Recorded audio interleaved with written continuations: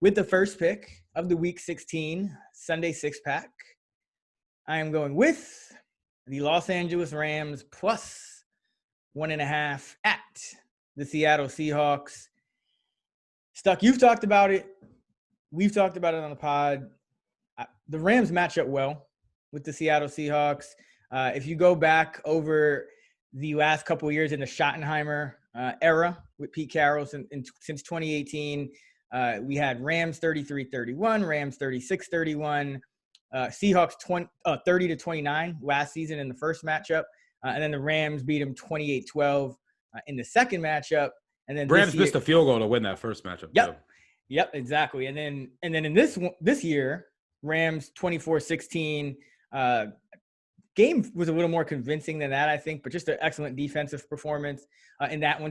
It really kind of kicked off Seattle's kind of offensive downturn over the second half stretch run of the season. So those last 5 meetings, the Seahawks have not beaten the Rams by more than a point. So essentially, they wouldn't have covered this number in any of the last 5. McVay always is going to have, I think, good game plans against the Rams. I like what Brandon Staley is doing, but really this is, a buy low on the Rams. Coming off that embarrassing loss to the Jets, I think they will still be fired up because all of a sudden now you have the Rams still having to do work for the postseason, whereas the Seahawks, they got their clinch last week with a narrow win against the football team. So I like the matchup. And then, McVay usually gets his team up for these spots on the road after a loss in his tenure with the Rams, 8-1 against the spread.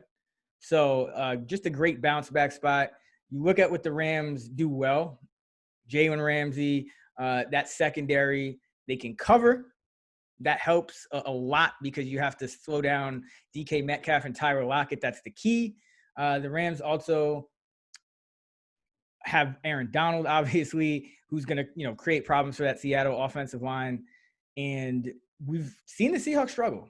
We've seen them struggle now pretty much since that Rams game. You had just 20 points against Washington, one of the better defenses in the league. You had kind of a slow game even in that Arizona win, 28-21.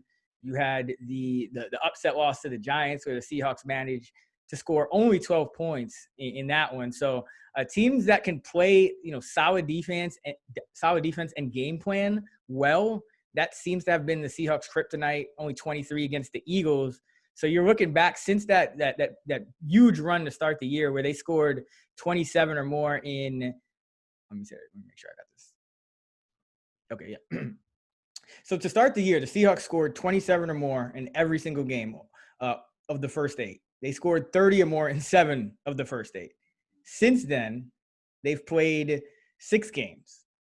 They've scored 16, 28, 23, 12, 40, and 20. So they've only scored, one of those big, 30-plus point games once. It came against the Jets, and they've been held to 23 or fewer points in 4 of their last 6.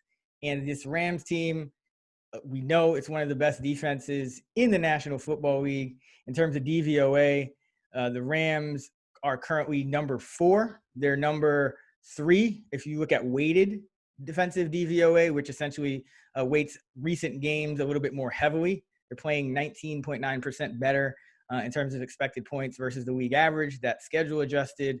They're number 4 against the pass. They're number 7 against the run. Just an excellent defense and a great bounce back spot for the Rams. So give me the Rams plus 1.5 at Seattle.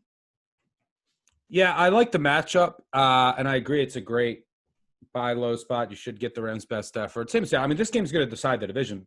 One of the reasons that I was on the Jets last week was that game pretty much meant nothing to the Rams. They already beat the Seahawks. They're 1 back. So if they win this game, it meant something. But basically now they win this game and then they win their finale. They win the division. If Seattle wins this week, Seattle clinches the division.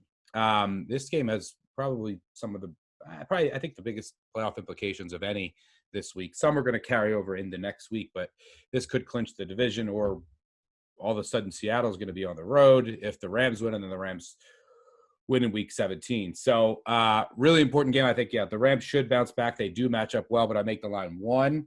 So I don't see a ton of value, but I don't disagree with the matchup and the spot. And I think that they can get a ton of pressure up the middle as well and just disrupt everything that Seattle and Russ wants to do, which is what happened in that first game. But if you can get 1.5, which is out there right now at BetMGM, also a great tease piece, which is what I used the Rams with as well. We know Seattle doesn't really win by more than one possession. And this should be a close game. I like some of the matchup advantages for the Rams that you alluded to, but perfect teaser piece.